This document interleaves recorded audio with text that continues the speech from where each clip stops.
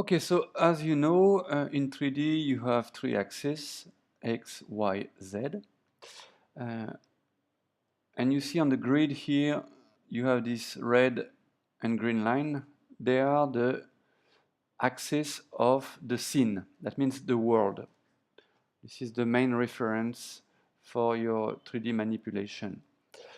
When I create an object, by default, it will use the same X, Y, and Z axis. You see for this car, for example, when I select it, the X axis is parallel to the grid X axis.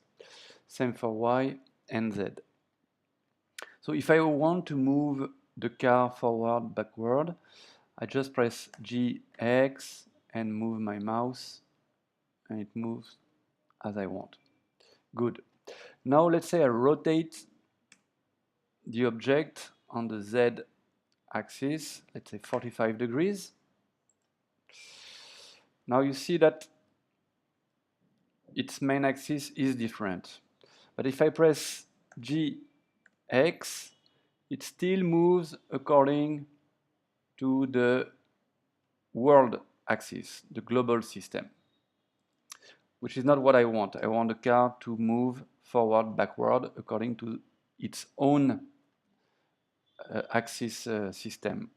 So for that, you will have to change this value here from global, go to local. Okay. Now you see the system is different, and if I move it, it will move forward, backward accordingly. Note that if I use the shortcut JX, it will still go back to the global system.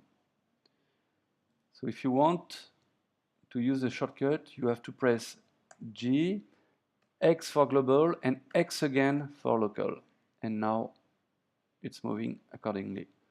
So whatever you are in local or global mode here, you can always use J one time the axis for global and second time for local system, like so.